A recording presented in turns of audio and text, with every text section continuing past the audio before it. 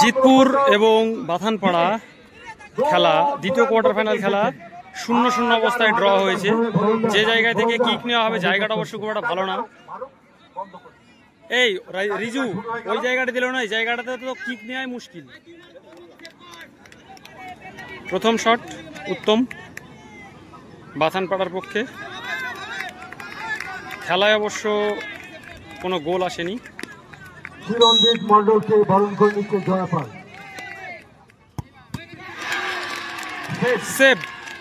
Save হয়ে গেল প্রথম শট।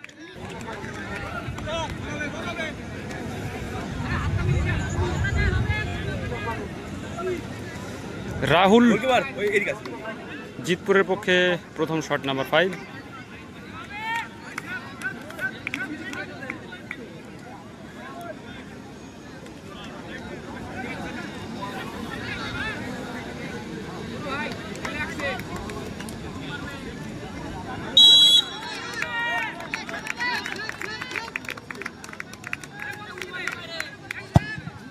গোল।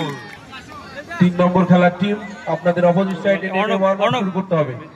দুটো টিমের কি একটাও নেই? কোথায় টিম কোথায়? মাঠে নেমে ওয়ার্ম আপ শুরু করতে হবে। যদি সাইডে যেতে বলছে গোলকিপার বের হবে তাহলে ওয়াকআউট দেব করুন।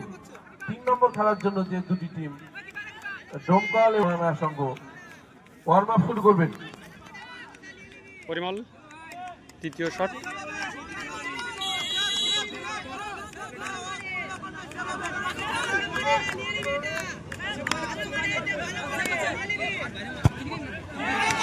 গোল খুব ভালো। রাকেশ বুদ্ধিমত্তার সঙ্গে শট করেছে।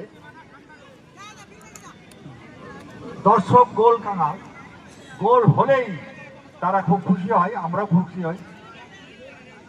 ফুটবলে গোলই হচ্ছে আসল। টিম ওয়ার্ম আপ শুরু করবে। Warm up Sohel, warm up শুরু করো। খেলা আমরা শুরু করে দেব। অফিসিয়াল প্রস্তুত থাকবে।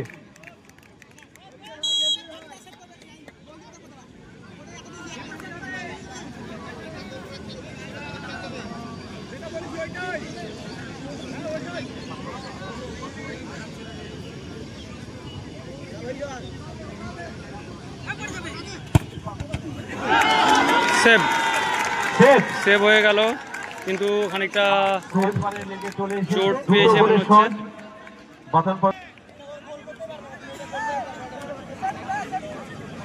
দর্শকের মধ্যে উত্তেজনা শুরু হয়ে গেছে। কি হয় কি হয়?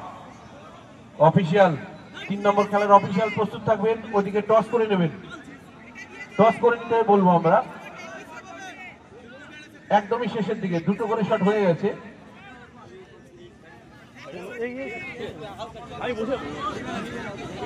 তৃতীয় শট শেষ শট, 3টে করে শট।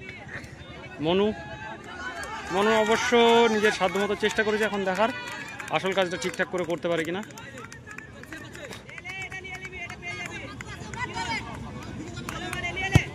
গোল খুব ভালো খুব ভালো।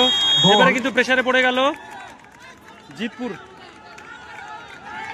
এখন শেষ কিকটা কে দেবে সেটাই হলো কথা। 3 নম্বর শটের জন্য আসবে জিতপুর। নিজে গিয়েছে এখন বলার।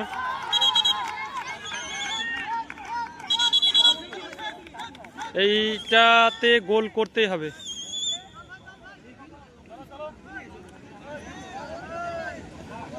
খেলায় থাকতে গেলে গোল করতে হবে জিতপুরকে।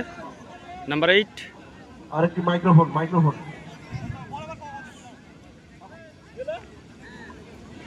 আর মিস হলে জিতে যাবে বাথানপাড়া।